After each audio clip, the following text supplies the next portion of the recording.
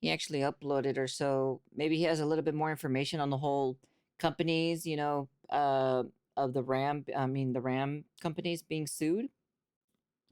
I'm curious to see if he has a little bit more information on this. And is it true?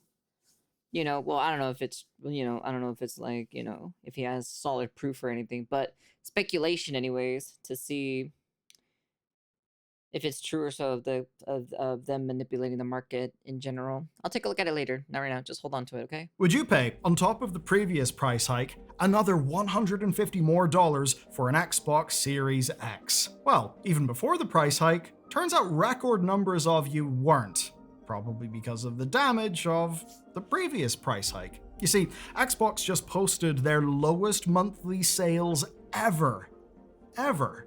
And that's just the loudest example. The entire computer hardware market is in a lot of trouble. The companies like Lenovo even suggest that after 2030, even if component production stabilizes, that these prices are basically going to be the new normal. So, what does that mean for you? What does it mean for me? Well, what it means is the price of playing games will go up, and it likely will stay up. And even if you already own your console, even if you purchased a PS5 Pro with the disc reader when it came out, something people thought was very, very expensive, well, even if you got what now looks like the greatest deal in gaming that ever existed in the last year, well, you're not going to be spared from the downsides here. You're not going to be spared from the real impact that this is going to have. So, today, we have a lot to talk about.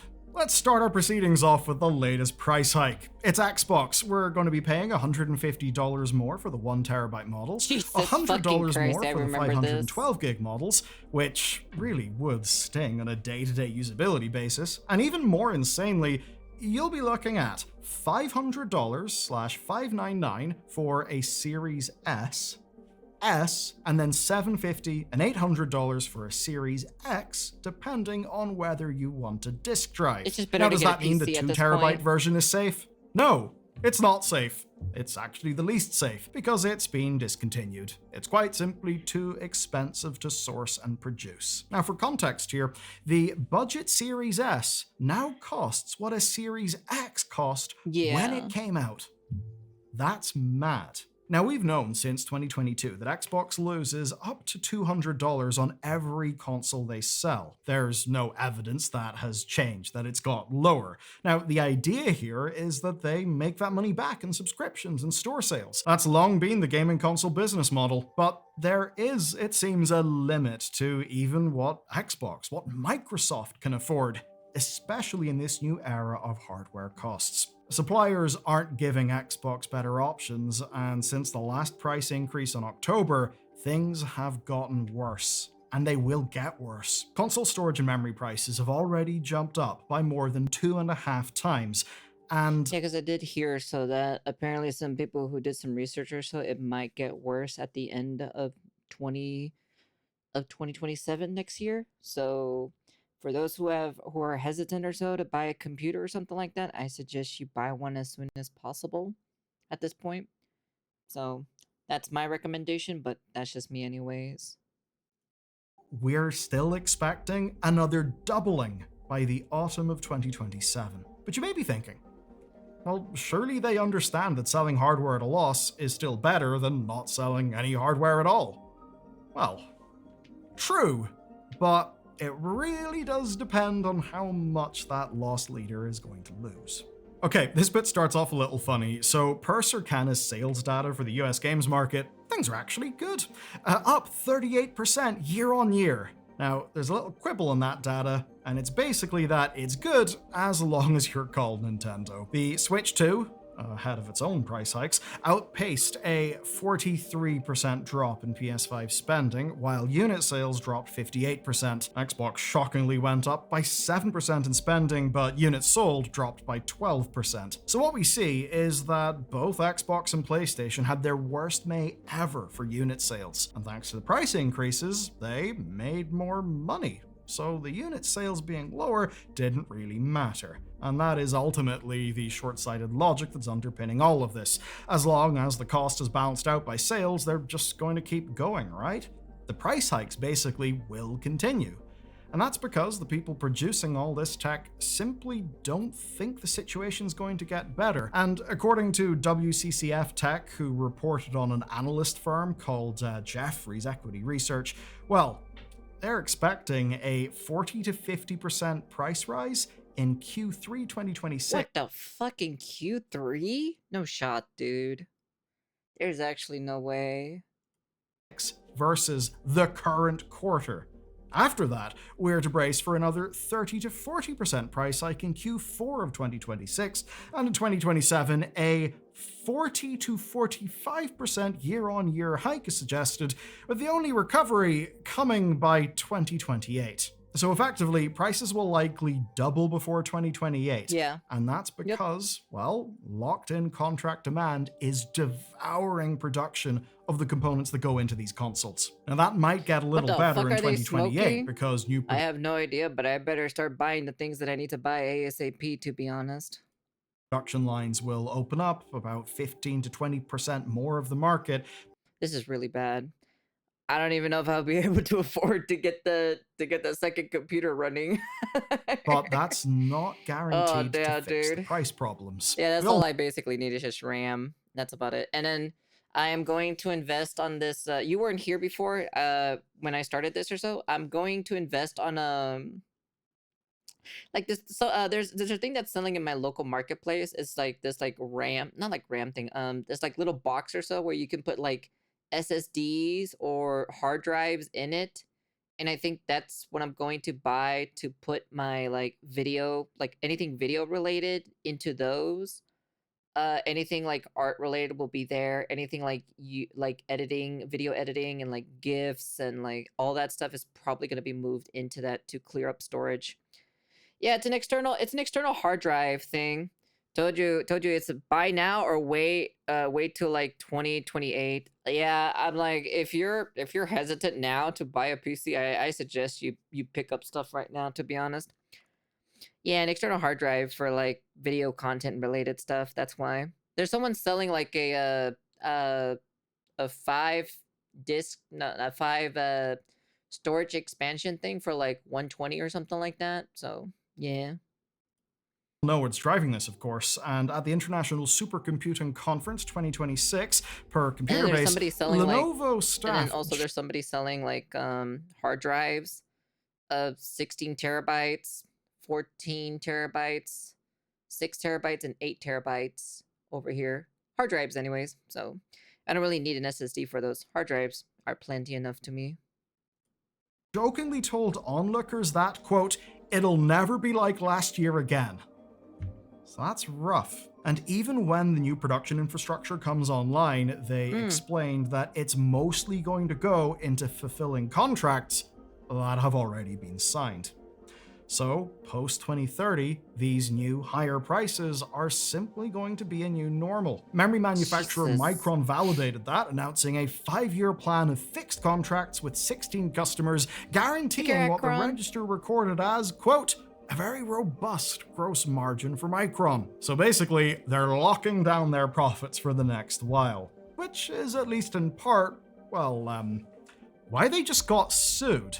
And that brings us onto the component manufacturing side of the story. Samsung, SK Hynix, and Micron have all just been sued in a federal class action case in a California court. Surfaced by WCCF Tech, the suit alleges that the trio's control over 90% of the RAM market means they are effectively creating an anti-consumer monopoly, one that punishes regular consumers by lowering commercial production and using AI as an excuse to do so. Of course, here when we say commercial production, that basically just means production of stuff that is meant for, well, you or me, not say a big data. Watch them actually use the AI excuse or so to say that's the reason why re-increased the price or so is because of the AI, but this entire time it was never like that to begin with. Same thing during the whole the freaking was it the tariffs? Even the tariffs thing, the excuse for that too. I'd be curious to see if they actually uncover that that's actually has been a lie the entire time. Center. Now, there is at least some precedent here.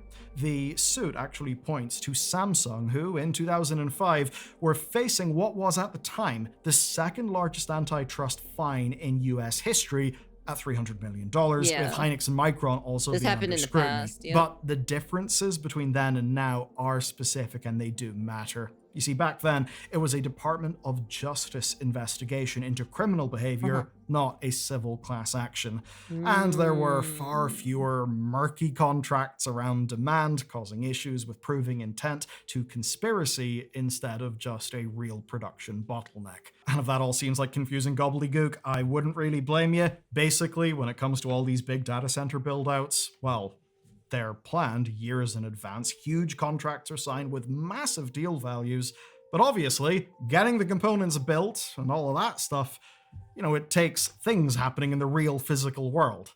And that kind of causes the murkiness that makes cases like this one a little bit tricky. And in terms of proving a literal conspiracy to lower production, well, there are things like, say, the Korean government investing 100 trillion won alongside 800 trillion from Samsung and SK Hynix on building new production infrastructure that's worth about 576 billion USD. So when that stuff's happening, they can obviously, point to that and say, well, look at all the infrastructure we're trying to build. But as interesting as a supply chain deep dive would be for maybe some of us here, I think I would like it.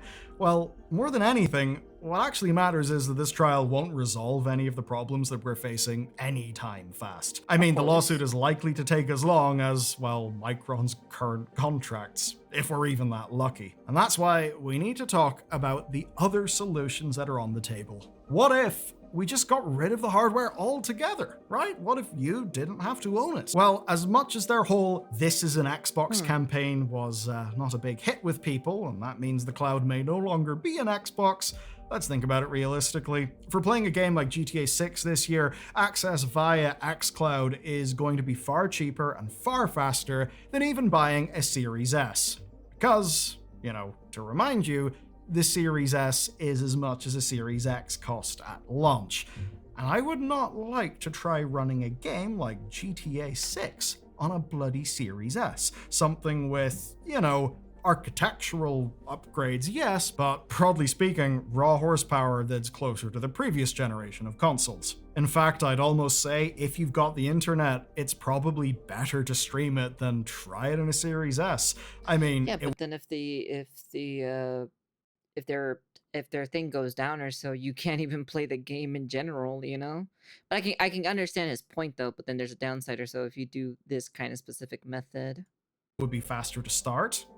Would it be better? Well, on performance, it might be better. Of course, there's the whole feeling of do you actually own your games, and it certainly wouldn't feel as good on that side. But if hardware prices keep climbing like this, companies will simply start looking for alternatives. The market will find a way, because it'll be incentivized to do so. And to put it simply, spinning up an instance in a data center is pretty damn easy to do. That data center is going to be loaded with GPUs and stuff. Those GPUs can be ran at as close to 100% utilization as the data center people can manage, which means that they can certainly get a hell of a lot more money out of that GPU than, if you bought it and it was only used a tiny percentage of the time whenever you actually turn your console on. Which is, of course, one of the reasons why the big data center companies are willing to pay far, far, far, far more money for any of those components than a regular consumer will be. Unfortunately, does mean that the market incentives are pointing towards streaming. On a first order basis, to me and you, it may not matter, may not be that relevant. We've already got our own hardware, but to anyone who is making that might be the new next phase or so for gaming. You know how they're kind of like fizzling out physical disc in general. Now you have digital. The next step is going to be streaming. Is going to be the next, from digital to streaming basically. So I'm like, if there's no other options or so, and some people can't afford this stuff or so, they got no other choice but to do that, like that failed Google Stadia. Pretty much, yeah. I feel like those stuff was a little bit too early, and it's gonna happen, like the Xbox. Definitely, the whole Xbox Game Pass is basically the whole new thing that's gonna be the new thing. You'll probably see like a PlayStation Pass, a Nintendo Pass, Xbox Pass will still be there, but Google Stadia 2.0, it could happen, to be honest. I don't want to jinx up a Stadia 2. Oh my god. Fuck, man, I feel bad for people who can't afford or buy a half-decent PC now. They will literally be priced out of gaming as a hobby. Yeah, but they can stream it, though, for, like, the low price of $5.99, Or, like, if you want the premium deluxe edition, $14.99 or something like that. And you can have access to unlimited games for free. That decision But you don't own it, fresh. though. They look at the difference between cloud when maybe they already have good internet and what it costs to buy a Series S. Well, yeah, things are going to be more cloudy. But still, yielding to cloud feels like a big loss, doesn't it? So what if we just make it easier to buy things? Well, let's go back to Xbox for a moment. Asha Sharma's April words to staff were about the future, and they're maybe going to feel prophetic in at least one sense. An Xbox console is, right now, even less affordable. But there is at least one thing, and that is flexible pricing. Here's what Asha had to say. What does Xbox become in this next era? Xbox will be built to be affordable, personal, and open. We will offer flexible pricing so it's easy to get started and keep playing. Monthly payments? That's the only thing I can think of. It's just monthly payments for the console. Well, what if she sounded prophetic because she was a CEO who was privy to her own future plans? When the price hike was announced, so too was flexible payment options. So basically, buy now, pay later stuff, interest-free financing, all that stuff, like say Klarna, has just been added to Xbox's own platforms. And they're... Oh, it is the whole monthly payment thing. Oh my god, they're gonna do monthly payments for Xbox. But it's gonna be the Xbox is still going to be expensive still. So look, this is my suggestion, okay? For those who want to get into gaming and stuff like that, I suggest getting a PC.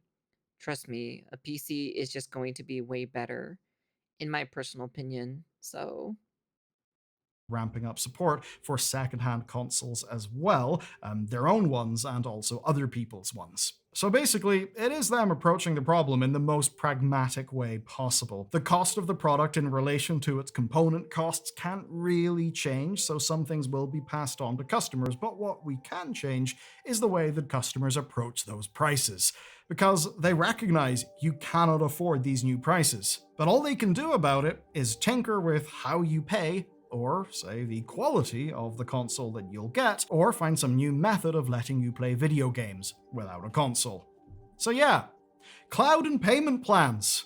It certainly is a story of 2026, isn't it? But the thing is, the ramifications of this won't just be about new hardware. Now, you may be sitting there thinking, I've got a console, I've got a PC, I can run most games, I don't need the latest advancements, I'm fine. I'd say you're actually still at risk. PlayStation just put out their investor Q&A for the year, right? And alongside new signups, they're now also judging success on lifetime value per customer, whether each player turns into, well, profit. And when user acquisition slows down, fewer players means that the spend per player has got to rise to compensate, right? That's what Sony CFO Lin Tao said back in February of this year. And here's the quote from her. We intend to minimize the impact of the increased memory costs on gaming going forward by prioritizing monetization of the installed base to date and striving to further expand our software and network services revenue. It is exactly what it sounds like, and that is every company's position in the end. Hardware revenue will eventually fall, the same way hardware sales have. And even the companies who only sell software will of course suffer from a smaller addressable audience if these trends are to continue. What that'll mean is making profits based on just the sales of the game will be harder, and that means they'll likely have to monetize their existing audiences further and further. That may mean finding new ways to sell you hardware, maybe some new ways to access games. It'll mean almost certainly higher console prices, and accordingly more intense monetization of everything in a given console's ecosystem. How each company chooses then to find that additional revenue is basically what we're all going to feel over the next 5 years. And that's because, with the raw component costs, there is a new normal, We're adapting to that as consumers. They're adapting to it as companies. And how well and how consumer friendly they are and how they adapt to that, well, I think that is going to rather massively impact how we feel towards them. And the thing I want to ram home before the end here is just some of the I'm going to say the hard economics. Whenever the Steam machines ended up being too expensive, I saw loads of people talking about Gabe's fleet of yachts and his new home that he purchased. It was like 70 million or something. Now, that, of Jesus. course, is very emotive because Gabe is a uber wealthy billionaire, right? Yeah. And people look at the new thing from his company and it's way more expensive than anyone wanted it to be, that company included. Now, the thing is, if we're in a situation where we're basically saying, hello there, super billionaire, could you please, out of the kindness of your heart, subsidize the increased component cost in a way that is just divorced from the actual unit economics of the business? That's not a great situation for us to be in. So what we really need to think about here is just some of those input costs and ultimately the value that can be derived from the components, say the HBM, as just one example. Now, ultimately, let's just say you got a bunch of GPUs in a data center that are able to achieve, okay, even if it's nowhere near 100%, like even say 50 or 60% utilization, if you have that all of the time, and who knows, maybe it's inference of a large language model, maybe it's cloud gaming, maybe it's just whatever other database stuff there is. Obviously, the company will be able to earn a lot more revenue out of that hardware purchase than, say, you will. I mean, not that you're making money out of it anyway, which is almost the point. Whenever you go to buy a GPU, it's because you want to have fun with it. You want to play games. Whenever a company goes to buy a GPU, it's pretty goddamn different.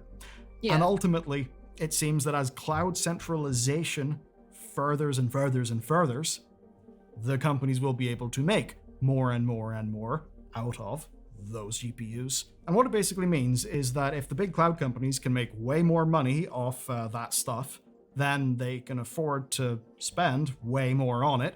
If it's seen as being a big growth area, then they can make very large commitments and, things can almost get a little bit, say, speculative of future growth. That's obviously going to drive the prices up further. And ultimately, it will make no sense to just sell stuff to regular consumers for a fraction of the money that they could get selling it to a huge big company.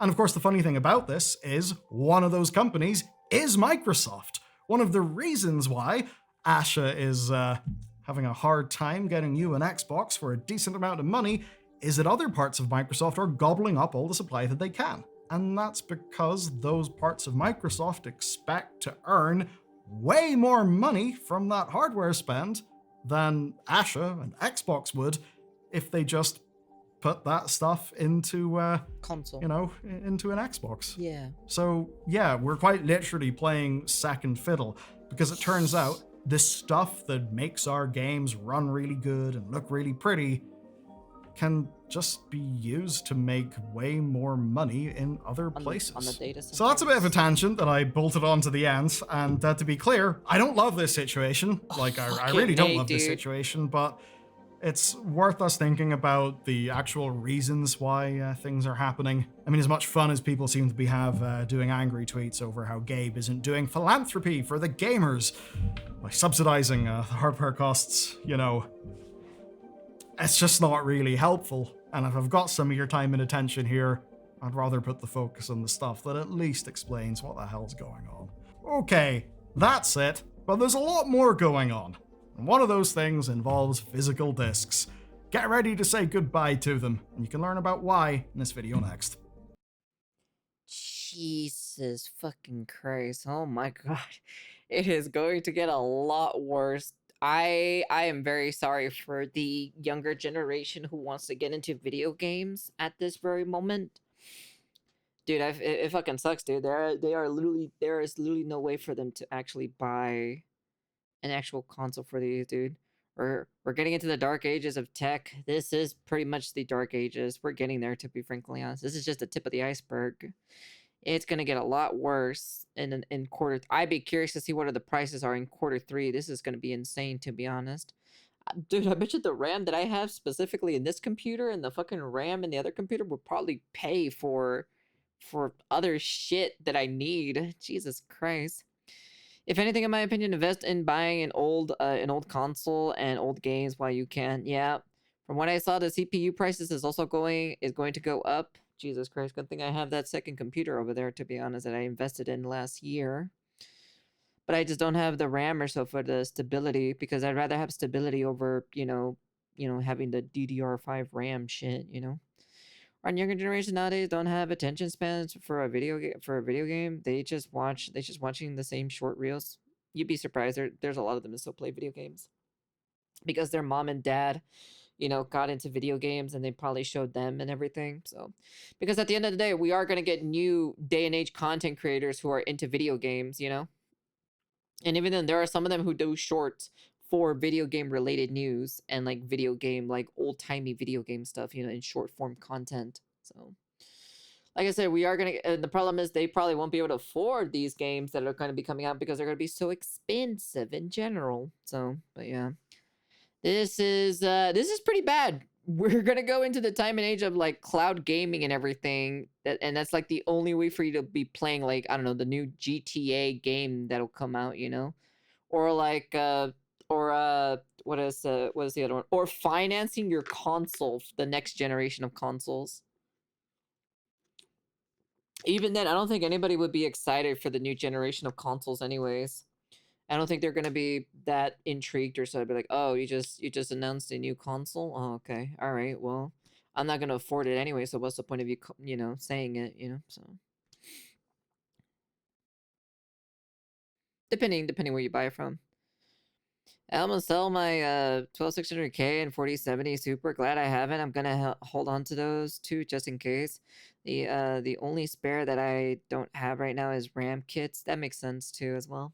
I'm like, I still have my old GPU over there because that old GPU is gonna go into the second computer for video content creation and everything. This is pretty bad. Oh man, I don't know how people are gonna feel about this, to be honest. I'd be curious to see what the people in the comment section have to say about this. So anyways, that's the end of the video. You guys can comment, like, subscribe, do all that fancy jazzy stuff. And yeah, let me know. How do you guys feel about this news and announcement? Because I was paying attention to this. I'm just kind of like, yeah, it's gonna get worse in 2027. But we will see what happens. And yeah, I suggest for those who are waiting or so, and what you want to buy, I suggest getting a PC in my personal opinion. So you can even buy a used PC too as well. Even checking, like, the third marketplace for some parts and stuff like that. You got to do your research at this point. But that's all I can really say, in my personal opinion. And yeah, that's the end of the video. And peace.